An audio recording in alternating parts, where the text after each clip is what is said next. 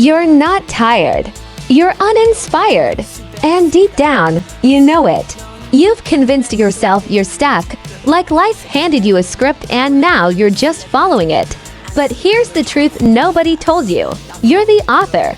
Every excuse you've made, every moment you gave up early, that was you handing the pen to fear, to laziness, to doubt.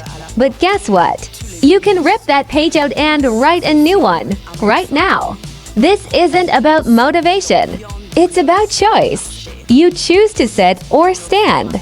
You choose to watch or work. You choose to complain or conquer.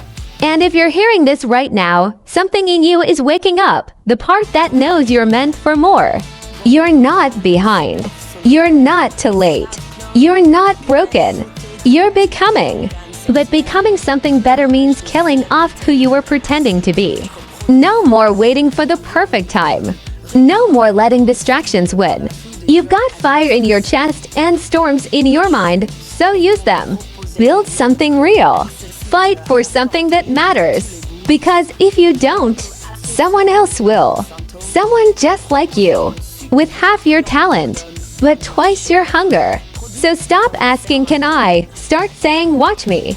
Now go take what's yours.